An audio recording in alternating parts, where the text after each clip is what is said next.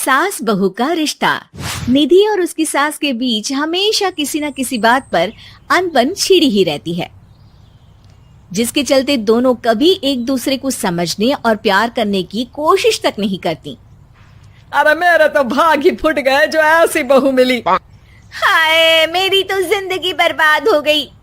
भगवान, या तो अच्छी सास दे देता या फिर गूंगी। इन्हें मेरे सिर बिठाकर कौन से जन्म का बदला ले रहे हैं भगवान। क्या बोली? वही जो आपने सुना।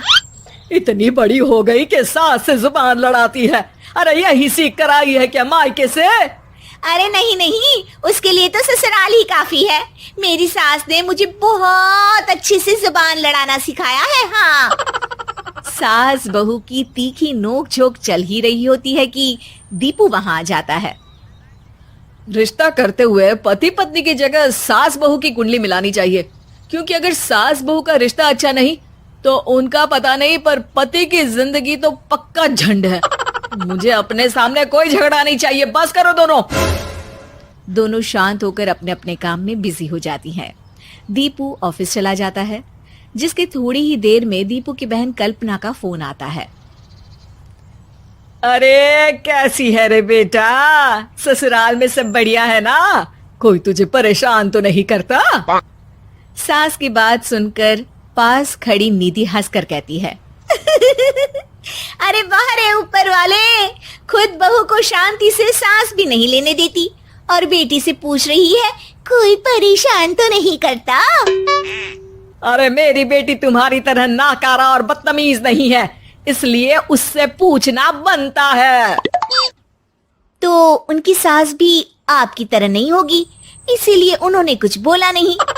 और इसी के साथ एक बार फिर दोनों सास बहू के बीच तानों का युद्ध शुरू हो जाता है।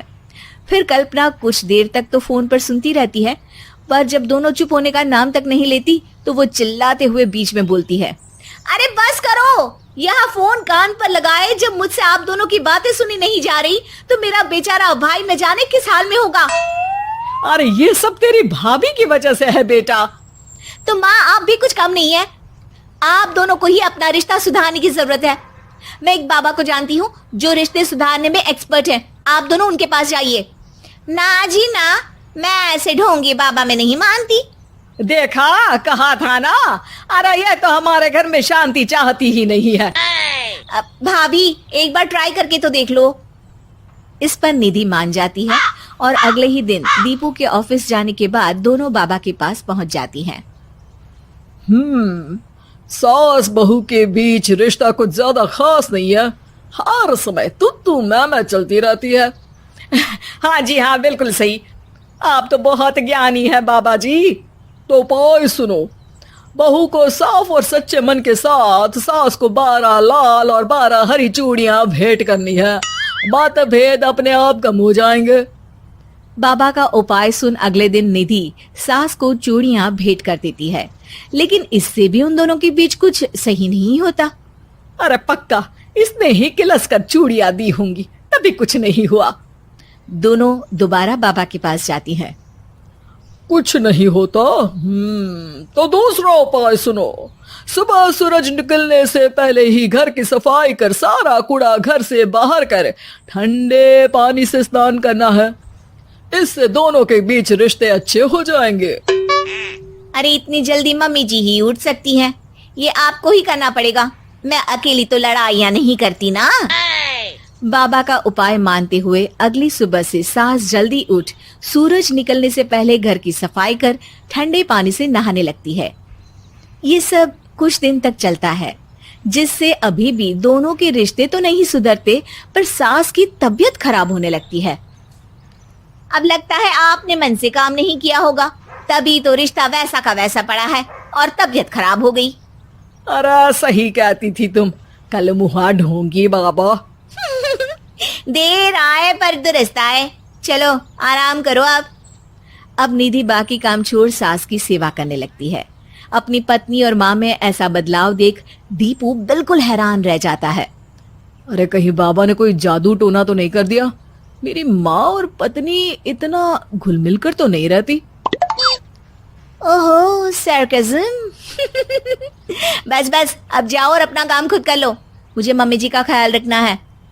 निधि की बात सुन हैरान दीपू बस उन्हें देखता रह जाता है और निधि सास का ध्यान रखने में लगी रहती है। इसी तरह दिन बीतते हैं और निधि आधे से ज्यादा समय सास के साथ बिताने लगती है, जिस वजह से उन दोनों का रिश्ता पहले से अच्छा होने लगता है और वो एक दूसरे को समझने लगती है। बहू, मैं सोचती हूँ एक बार उसे ढोंगी बाबा के पास जाना चाहिए, उसे सबक सिखाने के लिए। अरे पर मम्मी जी, उसकी क्या जरूरत है, हमारे घर में सब ठीक है, फिर वो कुछ भी करे हमें उससे क्या।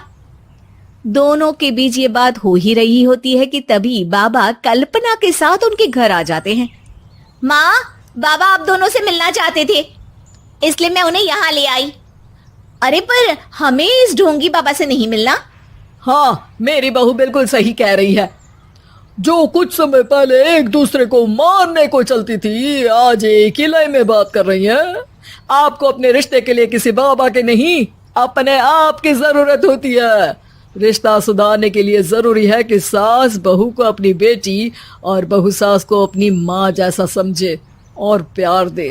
उपाय तो बस एक तरीका है लोगों को समझाने का कि असली उपाय उनके पास ही है, आपको बस उन्हें समझना है।